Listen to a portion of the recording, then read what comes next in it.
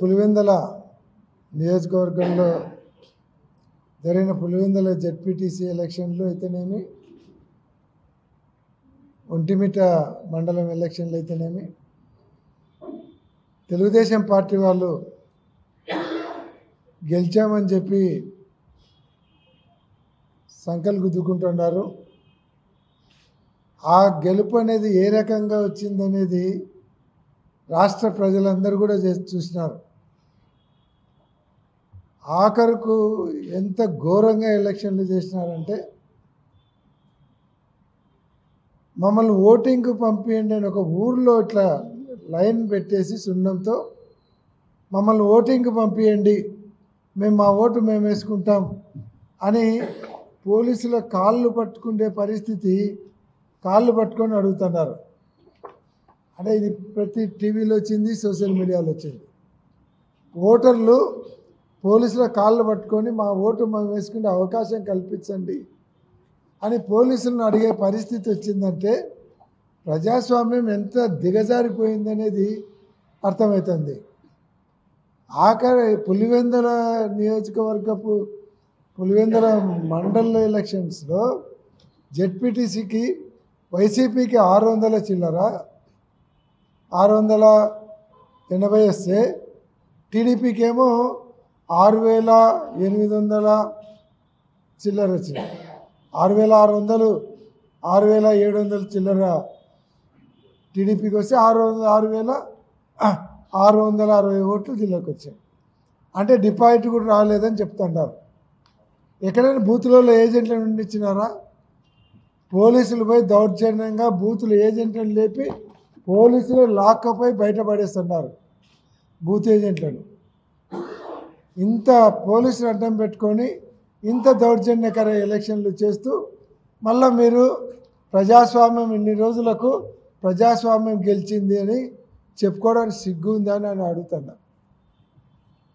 పులివెందుల జెడ్పీటీసీలో వైసీపీకి డిపాజిట్ రాకుండా పోయిందంటే ఎలక్షన్ సరిగా పెట్టింటే తెలిసిండేది ఎవరికి డిపాజిట్ వచ్చేది, ఎవరికి డిపాజిట్ రాదండి. ఆఖరుకు ఒక మంత్రిగా ఉండి అసలు మంత్రికి బూత్లోకి పోవడానికే అవకాశం లేవు. ఆయన ఆ మండలం కాదు, ఆ కాన్స్టిట్యున్సీ కాదు, చెప్పాలంటే ఆ జిల్లా కూడా కాదు, కడప జిల్లాకు సంబంధించినటువంటి వ్యక్తి కాదు అతను. అన్నమయ్య జిల్లాకు సంబంధించినటువంటి మంత్రి పులివెందులలో జరిగే జెడ్పీటీసీ ఎలక్షన్లలో బూతులను ఎట్లమైనా బూతులలో పోయి ఓటింగ్ సరళిని చూస్తాడు. బూతులోకి పోయి ఆయన స్లిప్పులు గుంజుకుంటారు. మంత్రికి ఏ అధికారం ఉందని బూత్లో పోయినాడు? అవినాష్ రెడ్డి గారు పులివెందుల్లో ఓటు ఉన్నటువంటి వ్యక్తి. అవినాష్ రెడ్డి గారేమో ఆయన బయట ఉంటే కనుక లా అండ్ ఆర్డర్ ప్రాబ్లం వస్తుంది అని చెప్పి అవినాష్ రెడ్డి గారిని పొద్దున్నే 5 గంటలకే ఇంటికి పోయి ఆయనను అరెస్ట్ చేసి తీసుకుపోయి మళ్ళీ పార్టీ ఆఫీస్లో జనాలందరూ గొడవ చేస్తే పార్టీ ఆఫీస్లో వదిలిపెట్టి పార్టీ ఆఫీస్లో అవినాష్ రెడ్డి ఓటు వేయడానికి కూడా బయటికి పోకుండా ఒక డిఐజీ, ఒక ఎస్పీ వైఎస్ఆర్ కాంగ్రెస్ పార్టీ ఆఫీస్లో కూర్చొని నిర్బంధించి చేస్తారా?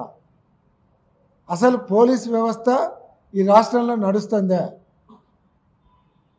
మీకు తెలుగుదేశం వాళ్ళకు చేత కాదు, మాకు జెడ్పీటీసీలు 2 మీరు దానం ఇవ్వండి. జగన్మోహన్ రెడ్డి గారు మేము అధికారంలో ఉన్నాం, మేము ఓడిపోతే మర్యాద పోతుంది కాబట్టి 2 జెడ్పీటీసీలు మాకు మీరు ఇనానిమస్గా దానం చేయండి అని అంటే ఎడమ చేత్తో పడేసేవాడు జగన్మోహన్ రెడ్డి. ఇంత కక్కుర్తిపడి ప్రజాస్వామ్యాన్ని అబాసు పాలు చేసి ఒక కూనీ చేసి ఒక రకంగా ప్రజాస్వామ్యాన్ని రేప్ చేసిన దానికంటే మానభంగం కంటే ఎక్కువ జరిగింది ఈరోజు. అంత అవమానం జరిగింది ప్రజాస్వామ్యానికి ఈ ఎన్నికలలో. అదే మంత్రి బూత్లోకి పోయేస్తాడు, బూత్లోకి పోయేస్తే మంత్రి బూత్లోంచి బయటకు వస్తానే ఏజెంట్ని బయటికి లాక్కొని వచ్చి చొక్కా పదిసి కొట్టే పరిస్థితి ఉంది. మంత్రి ఉండంగానే మంత్రి సమక్షంలో ఏజెంట్ను బయటికి లాక్కొచ్చి చొక్కాలు ఇప్పి కొడతారు. కొట్టి ప్రజాస్వామ్యం గెలిచిందని చెప్తాడు. అదేనా ప్రజాస్వామ్యం అంటే? అసలు కలెక్టర్ బూత్లో ఉండంగానే ఆ బూత్లో దొంగ ఓట్లు వేస్తున్నారు కలెక్టర్ సమక్షంలో. ఇంతకంటే దౌర్భాగ్యం ఉందా? ఇక్కడ కలెక్టర్ నిలబడినాడు, జమ్మలమడుకు సంబంధించినటువంటి వ్యక్తులు ఇద్దరు ఓటేస్తున్నారు. అంటే కలెక్టరే ఉండి దొంగ ఓట్లు వేయించే పరిస్థితి రాష్ట్రంలో వచ్చిందంటే ఇంతకంటే దౌర్భాగ్యం ఉందా? అంటే తెలుగుదేశం పార్టీ వాళ్ళు ఎలక్షన్లు ఏమనుకొని నడుపుతున్నారు. మళ్ళా అదే కలెక్టర్ ట్విట్ పెట్టినాడు దొంగ ఓట్లు నడుస్తున్నాయని. మళ్ళీ వెంటనే దాన్ని దొంగ ఓట్లు కామెంట్ పెట్టినారు పబ్లిక్, పెడితే వెంటనే ట్వీట్ తీసేసినాడు కలెక్టర్. కలెక్టర్ ఒక స్టేజ్లో ఒప్పుకున్నాడు, మళ్ళా తీసేసినాడు అది సోషల్ మీడియాలోంచి. ఇన్ని రకాలుగా దిగజారి చేస్తున్నాడు. వీడేమో జమ్మలమడుగులో ఉన్నటువంటి మార్కెట్ యార్డ్ వైస్ చైర్మన్, వాడు పులివెందులలో పోయి ఓటేచ్చాడు. Jammalamadugu voter, market yard vice chairman Jammalamadugu. ఇంతకంటే నిదర్శనాలు కావాలన్నా ఎంత ఘోరంగా ఎలక్షన్ జరిగిందనేది టీవీలలో కావచ్చు, ఎక్కడైనా చూడవచ్చు. పోలింగ్ బూతుల కాడ వైఎస్ఆర్ కాంగ్రెస్ పార్టీ ఓటర్స్ రాకుండా కట్టెలు పట్టుకొని పహారా కాస్తూ ఉంటే పోలీసులు వాళ్ళకు ఒత్తాసు పలుకుతారు. అసలు విచిత్రమైనటువంటి విషయం ఏమంటే 10,000 ఓటర్లు ఉన్నారు. మొత్తం జెడ్పీటీసీ 10లో 10,000 మంది ఓటర్లు ఉన్నారు. 10,000 మంది ఓటర్లకు 2,000 మంది కానిస్టేబుల్లను పెట్టారు. బూతులు ఉండేది 15 బూతులు, 15 బూతులకు 2,000 మంది కానిస్టేబుల్. ఎందుకు? ఆడ సవ్యంగా ఎలక్షన్లు జరపడానికి కాదు, పోలీసులను పెట్టి రిగ్గింగ్ చేసుకొని గెలవడానికి. దానికి మళ్ళీ సంబరాలు, సిగ్గన్న ఉండాలి. ఇంకా నాకు అనుమానం, రేపు అత్యవసరంగా క్యాబినెట్ మీటింగ్ పెట్టి ఇది ఘన విజయము, భారతదేశ చరిత్రలో ఇంత విజయం సాధించలేదు కాబట్టి ఈ ఉత్సవాలను మనం సెలబ్రేషన్స్ జాతీయ స్థాయిలో చేసుకోవాలి అని క్యాబినెట్ మీటింగ్లో తీర్మానం పాస్ చేసి అందరు ఢిల్లీకి పోయి సెలబ్రేట్ చేసుకుంటారేమో, ఆడికి కూడా ప్రత్యేకిస్తాడు. అవసరమైతే రాష్ట్రానికి ఈ శుభ సందర్భంలో 3 రోజులు సెలవులు కూడా ఇచ్చారు. ఆ స్థాయిలో వాళ్ళు ఉన్నారు. నిజంగా వాళ్ళకి సిగ్గు శరం ఉంటే వైఎస్ఆర్ కాంగ్రెస్ పార్టీకి పులివెందులో 600 ఓట్లు వచ్చే అది ఫెయిర్ ఎలక్షనా? మీకు 7,700 ఓట్లు వస్తాయా? యాడ్ నుంచి వచ్చా? రిగ్గింగ్ చేసుకుంటే తప్ప. రిగ్గింగ్ వరకే కాదు, ఓటింగ్ అయిపోయిన తర్వాత కూడా వాళ్ళు మళ్ళా ఓట్లు వేసుకున్నారు. 15 బూతులకు మళ్ళా కోర్టులో వైఎస్ఆర్ కాంగ్రెస్ పార్టీ నాయకులు కోర్టులో ఫైల్ చేసి ఆ జడ్జిమెంట్ వచ్చే లోపలనే అనౌన్స్ చేయాలని 15 నిమిషాలలో రిజల్ట్, మ్యాక్సిమం ఒక అర్ధగంట, 15 టేబుల్ పెట్టారు, అర్ధగంటలో క్లోజ్ చేశారు, రిజల్ట్ అనౌన్స్ చేసినారు, 40 నిమిషాలలో డిక్లరేషన్ ఫారం ఇచ్చినారు. ఎలక్షన్ కమిషనరు అటానమస్ బాడీగా ఉన్నటువంటి ఎలక్షన్ కమిషనర్కు కంప్లైంట్ చేసి ఫోటోలు పెట్టి వీడియోలు పెడితే చలనం లేదు. ఎలక్షన్ కమిషనర్ ఆమె అటానమస్ బాడీ, ఒక జడ్జి స్థాయి ఆమె పోస్టు, నిష్పక్షపాతంగా ఉండాలి అనే ఆలోచన లేదా? అంటే తెలుగుదేశం పార్టీ వాళ్ళు ఏది చెప్తే అది కరెక్టా? ఇన్ని సాక్ష్యాధారాలు ఉన్నాయి ఎలక్షన్ క్యాన్సిల్ చేయడానికి, ఇంతకంటే ఏం కావాలి? ఇంత ఘోరంగా ప్రజాస్వామ్యాన్ని అపహాస్యం చేయడమే కాకుండా ప్రజాస్వామ్యానికి మానభంగం జరిగిందని ఖచ్చితంగా చెప్తున్నా. ఇంత రాక్షసానందం, ఇంత రాక్షసానందం పొందుతున్నాడని ఎప్పుడు అనుకోలేదు. రెడ్ బుక్ అంటే ఏదో కొంతమంది మా వాళ్ళని టార్గెట్ చేస్తున్నాడు అనుకున్నాం, కానీ ఎలక్షన్లు కూడా ఇంత దౌర్జన్యకరంగా ఇంత దిగజారి మీకు సరే దౌర్జన్యకరంగా ఎలక్షన్లకు రెడీ అంటే మేము కూడా రెడీగా ఉంటాం. పోలీసులు రాకుండా రాండి దౌర్జన్యానికి ఎంతమంది వస్తారు?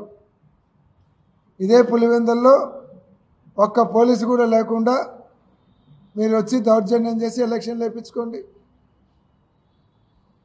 శిఖండిలే మాదిరి కురుక్షేత్రంలో శిఖండిని ముందర పెట్టుకొని యుద్ధం చేసినట్టు ఈరోజు మీరు పోలీసులను శిఖండి మాదిరి ముందర పెట్టుకొని వైఎస్ఆర్ కాంగ్రెస్ పార్టీ మీద యుద్ధం చేస్తున్నారంటే సిగ్గుచేటు అని చెప్తున్నాం మేము. రాండి, పోలీసులు లేకుండా దౌర్జన్యానికి వచ్చి చేయండి, తెలుస్తుంది. పులివెందుల్లోనే కాదు, ఏ నియోజకవర్గంలో వచ్చి చేయగలుగుతారో చేయండి. పోలీసులను అడ్డం పెట్టుకొని రాజకీయాలు చేయడము, పోలీస్ డిపార్ట్మెంట్ను అడ్డం పెట్టుకొని మీరు ఎలక్షన్లు చేయాలనుకోవడము ఇది ఎంతో కాలం సాగదు. కొంతమంది పోలీస్ అధికారులు, అందరు కానిస్టేబుల్, అందరు సిఐలు ఎస్ఐలు అట్లా అంటారని చెప్పడం లేదు, కానీ కొంతమంది మాత్రం మరీ దిగజారి ఉద్యోగాలు చేస్తున్నారు. ఒక డిఎస్పీ ఏమో కాల్చి పడేస్తాడు నా కొడక అంటాడు. అంటే మీకు తుపాకులు ఇచ్చింది ప్రజల్ని కాల్చనీకే. అంటే అధికార పార్టీకి ఊడిగం చేయడానికి, వాళ్ళ మెప్పు కోసము ఎలక్షన్లలో దౌర్జన్యం చేయడానికి, ప్రజలను కాల్చడానికి మీకు తుపాకులు ఇచ్చినారనుకుంటున్నారా? ఏమి ఆలోచించి చేస్తున్నారు? నిజంగా పోలీస్ డిపార్ట్మెంట్, ఇదే తెలుగుదేశం పార్టీ వాళ్ళు పోలీస్ డిపార్ట్మెంట్ వాళ్ళ ప్రతిష్టను పాతాళానికి తీసుకొని పోయినారు. భారతదేశంలో ఏ రాష్ట్రం పోలీసులు కూడా చేయనటువంటిది. మిగతా రాష్ట్రాలలో ఉన్నటువంటి పోలీసులు తెలిస్తే ఒరే ఆంధ్రప్రదేశ్లో పోలీస్ వ్యవస్థ అంత దిగజారిందా, అంత వరస్ట్గా తయారైనారా మా డిపార్ట్మెంట్ వాళ్ళని వాళ్ళు కూడా సిగ్గుతో తల వంచుకునేటువంటి పరిస్థితి. నిజంగా ఈరోజు పోలీసు వ్యవస్థను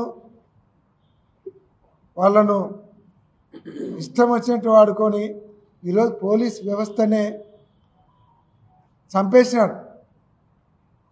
ఇంత వరస్ట్ ఎలక్షన్లో పోలీస్ డిపార్ట్మెంట్ ఆధ్వర్యంలో జరగడం అనేది ఈరోజు పోలీస్ డిపార్ట్మెంట్నే తెలుగుదేశం పార్టీ చంపేసింది,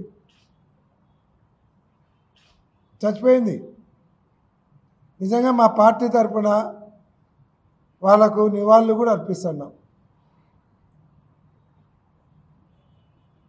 ఇంతకంటే నీచం లేదు, ఇంతకంటే దౌర్జన్యం లేదు. ఇటువంటి ఎలక్షన్లు నడిపేదానికంటే అదే జగన్మోహన్ రెడ్డి గారిని అడుక్కొని ఉంటే ఆ 2 జెడ్పీటీసీలు దానం పడేసేవాడు ఎడమ చేత్తో. రేపు వస్తాయి కదా మళ్ళా లోకల్ బాడీ ఎలక్షన్లకు, దమ్ముంటే పెట్టి చూడమని స్టేట్ వైడ్. ఆ రోజు దౌర్జన్యాలు చేయమని పోలీసులు పెట్టుకొని ఆ రోజు తెలుస్తుంది మీది. కాబట్టి ఈరోజు పోలీస్ వ్యవస్థను చంపినందుకు, పోలీస్ వ్యవస్థను చచ్చిపోయే పరిస్థితి తీసుకొని వచ్చి పోలీస్ వ్యవస్థను కూటి చేసి చంపినందుకు ఈరోజు చనిపోయినటువంటి పోలీస్ వ్యవస్థకు మేము 2 నిమిషాలు మౌనం పాటించి నివాళులు అర్పిస్తున్నాం.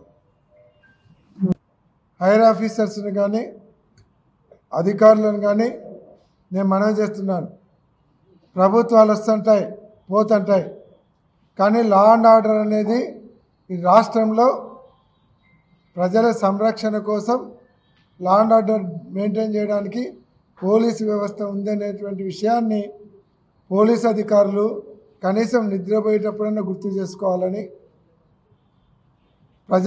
ప్రజలు ఇచ్చినటువంటి కట్టేటువంటి ట్యాక్సులతో జీతం తీసుకొని మీరు తీసుకుంటున్నందుకు ఆత్మసాక్షిగా ఉద్యోగాలు చేయాలని కూడా మీకు అందరికీ నేను మనవి చేసి పోలీస్ డిపార్ట్మెంట్ ప్రతిష్టను దిగజార్చొద్దు అని కొంతమంది పోలీస్ అధికారులకు మేము తెలియజేస్తాం. తెలుగులో ఫాస్టెస్ట్ న్యూస్ ఇప్పుడు కొత్త అవతారంలో 5 సెకండ్లోనే పూర్తి వార్తా సమాచారం మీ చేతిలో. సోషల్ మీడియా ట్రెండ్స్ మీ కళ్ళ ముందుకే live TV and voice search ఆప్షన్స్తో ఇప్పుడే డౌన్లోడ్ చేయండి. యాప్ లింక్ డిస్క్రిప్షన్లో ఉంది.